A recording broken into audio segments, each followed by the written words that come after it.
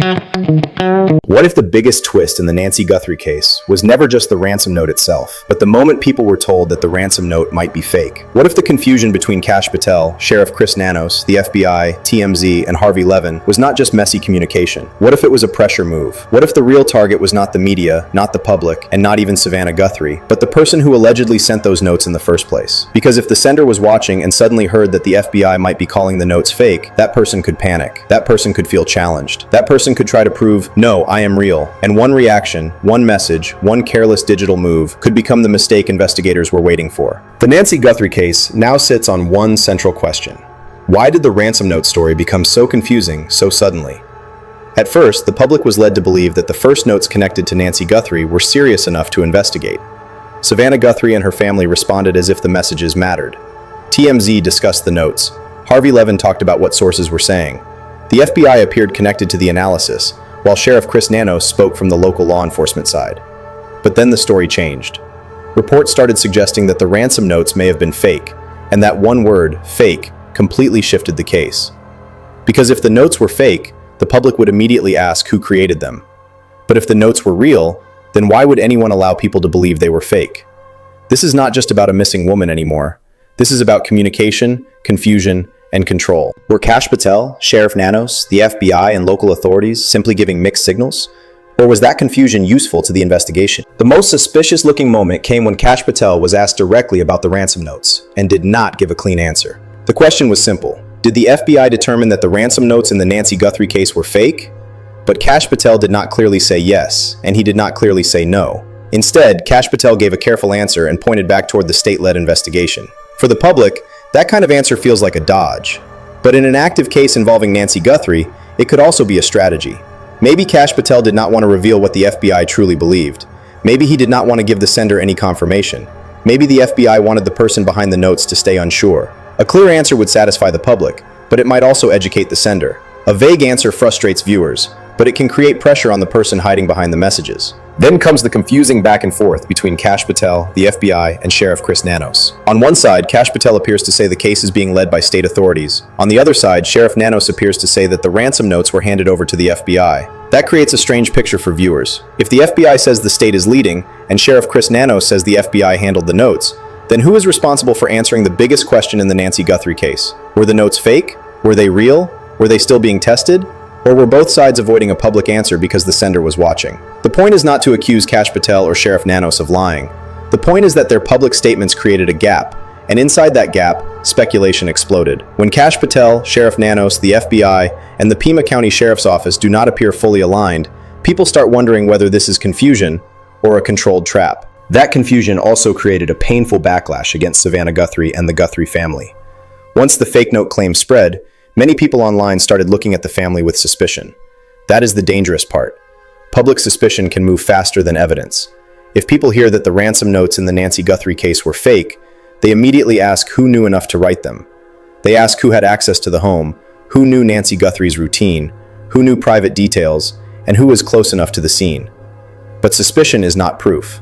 Savannah Guthrie was already facing fear and pain over her mother, Nancy Guthrie. Then the fake note confusion added another burden: public judgment. One unclear statement did not just affect the investigation, it affected the family. If the FBI and Sheriff Nanos were not clear, the public filled the empty space with theories. And Savannah Guthrie became part of those theories, even without proof. Now the private detail mystery becomes the strongest part of the story. If the ransom notes were fake, then how did the writer appear to know details connected to Nancy Guthrie's home or scene? The discussion around the case mentions details like the Apple Watch, the pajamas, the light issue, and other sensitive information. These details do not prove who wrote anything, but they do raise a serious question. How would a random fake sender know information that sounded so specific? Did the sender have direct knowledge? Did someone leak information? Did the sender collect details from media coverage? Did the FBI know which details were accurate and which parts were wrong? Did Sheriff Chris Nanos know what information was truly sensitive? If the note was fake, it did not seem like a simple fake. It seemed informed. And if the note was real, then calling it fake could have been a deliberate way to provoke the sender. This is where the criminal ego theory enters the case. Experts like Dr. Jim Jones, Michael Harian, and Karen Stark become important because the idea is simple. Sometimes the person behind a message wants control, attention, or recognition. If the public starts saying the Nancy Guthrie ransom notes are fake, the sender may feel insulted or challenged. That person may think, "No, my message was real. I know what happened. I can prove it." And if that person sends another message, that is where the FBI may get a break. Dr. Jim Jones explains the digital side. Michael Harrion explains that law enforcement communication can have a purpose. Karen Stark explains that some people may react when they feel ignored or dismissed. Maybe the goal was not to tell the public everything. Maybe the goal was to make the sender move. The digital trail is important here. Every email, message, or digital note can carry traces. Those traces may not be simple, and the sender may try to hide behind fake accounts, VPNs, public Wi-Fi, burner devices, or anonymous services. But Dr. Jim Jones makes the key point. Investigators can sometimes work backward through digital clues. A message can lead to a provider can lead to another service, a service can lead to a location, a device, or a pattern. That is why the FBI may want the sender to communicate again. The first message may be hard to trace. The second message may repeat a mistake. The third message may reveal a habit. So if the Nancy Guthrie ransom note sender was watching TMZ, watching Harvey Levin, watching Cash Patel, and watching Sheriff Nanos, then calling the notes fake may have created pressure. In a digital investigation, one emotional reaction can create one technical mistake. Then comes the proof of life question. In many ransom situations, the family wants proof that the missing person is alive. If someone demands money but does not provide proof of life, that raises a serious question. Was the note fake? Or was the sender unable to prove that Nancy Guthrie was alive? This point must be handled carefully.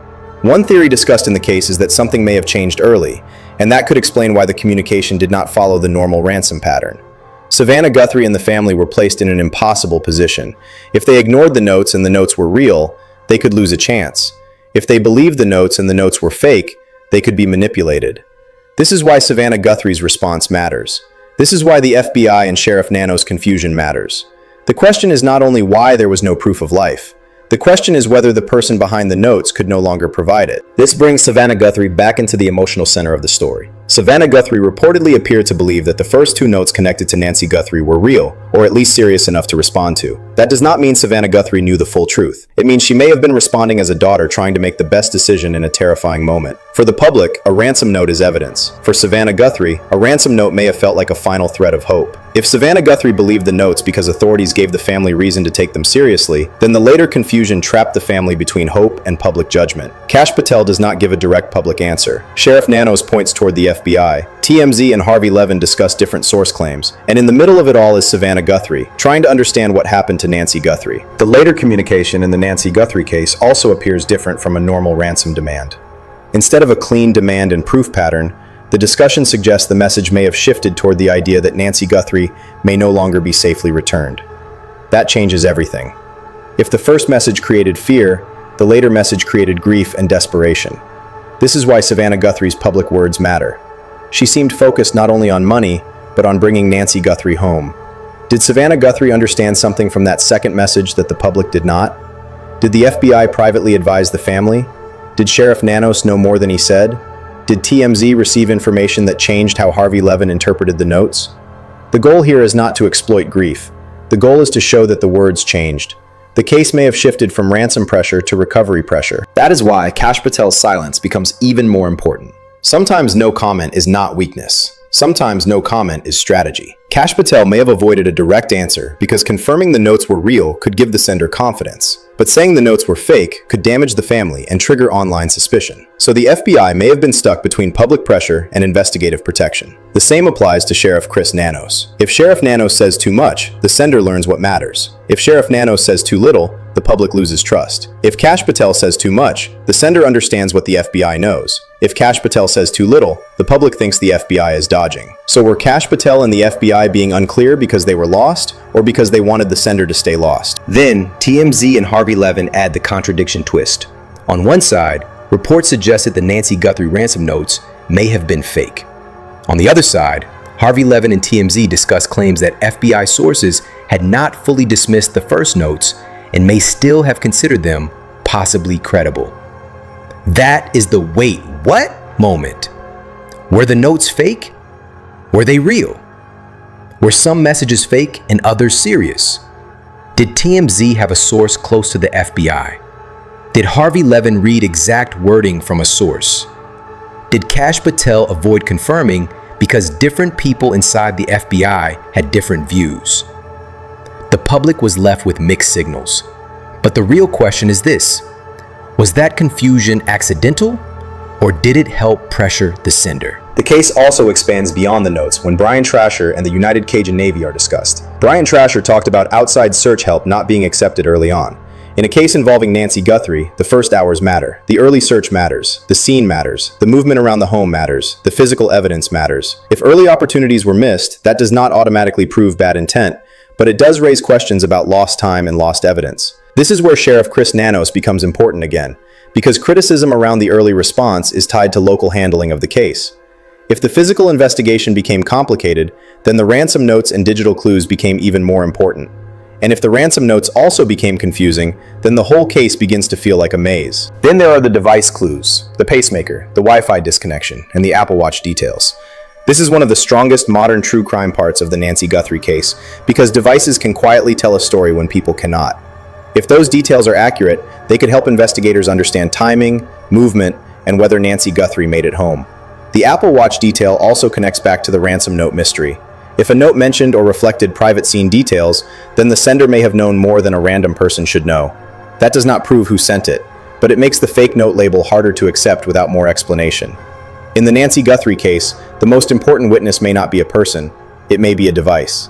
So tonight, the Nancy Guthrie case sits between two disturbing possibilities. Possibility 1, the ransom notes were fake, and someone somehow used sensitive details to make them look real. Possibility 2, the ransom notes were real, but the public was allowed to believe they may be fake because investigators wanted the sender to react. Both possibilities are unsettling. If the notes were fake, then who knew enough to write them? If the notes were real, then why did the fake note story spread? If Cash Patel knew the truth, why not say it clearly? If Sheriff Nanos handed the notes to the FBI, why did responsibility still sound unclear? If TMZ and Harvey Levin had sources saying the notes were still being considered, why did the public hear the opposite? And if the sender was watching all of this unfold, did the fake note claim push that person closer to making a mistake? The real question is not only who wrote the Nancy Guthrie ransom notes. The real question is whether the fake note story confused the case or became the trap that could finally expose the person behind it.